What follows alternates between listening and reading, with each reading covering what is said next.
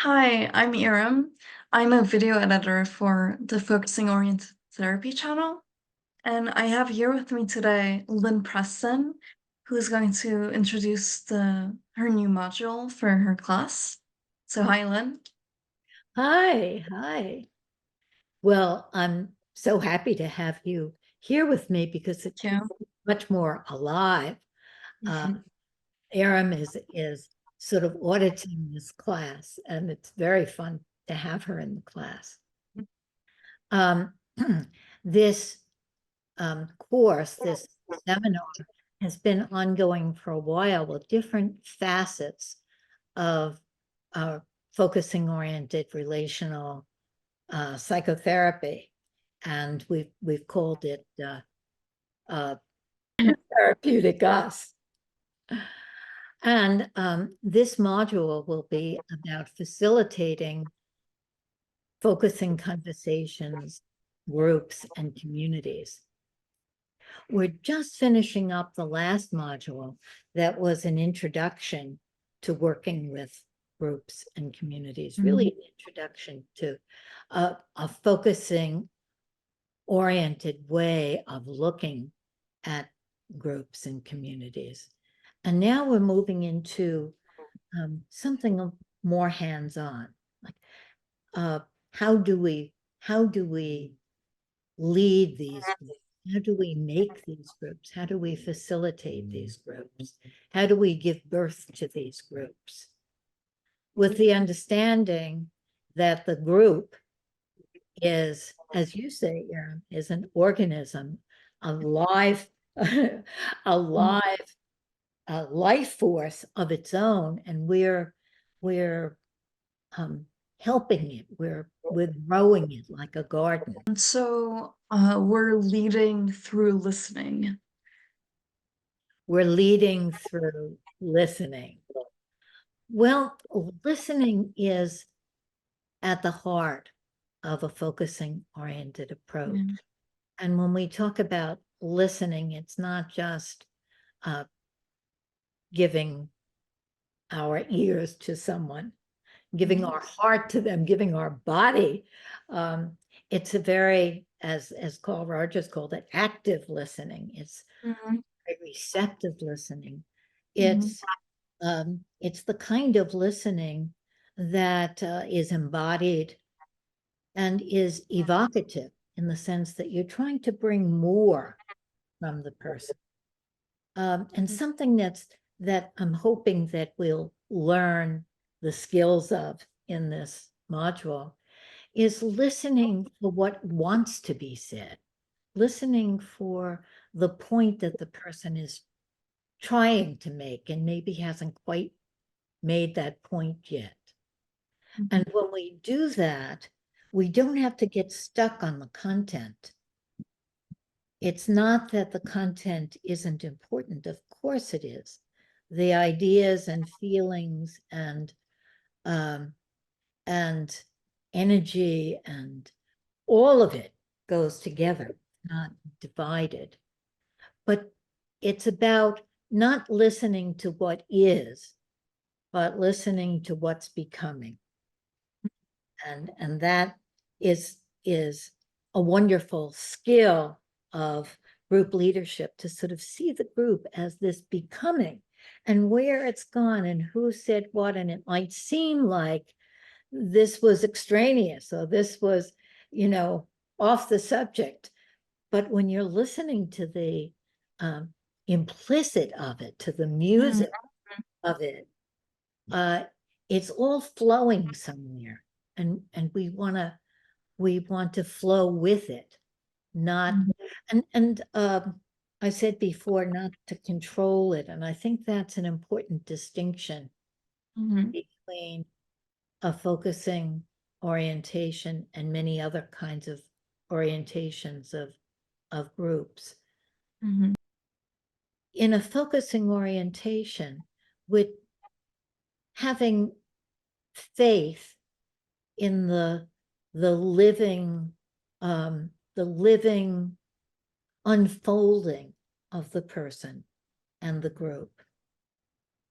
And we don't want to control the group, or to help people to be on good behavior, which is historically the main way that groups are and classes are run.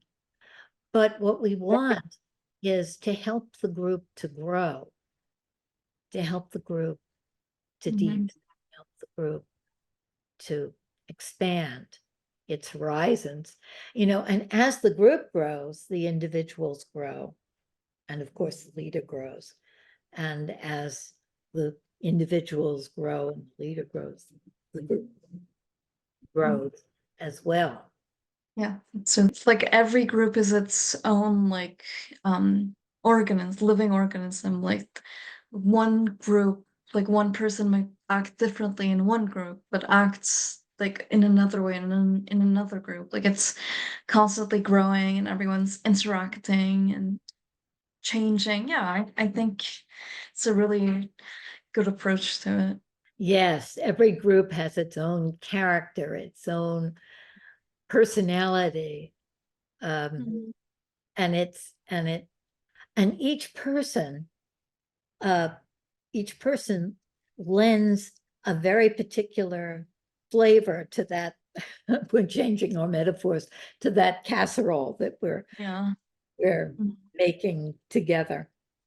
And Mhm. whether the person is quiet or noisy, that even the people who don't speak are bringing their very particular medium to that group, Mhm. enriching it with themselves. So I want to back up just a little bit, because I wanted to start with the idea that focusing has always come alive in groups and communities. And Gene Genlin started teaching focusing in free gatherings that he called changes with the University of Chicago, mostly the University of Chicago students who were being drafted, and wanted to give them the tools of focusing to cope with this disastrous kind of situation that many of them were in.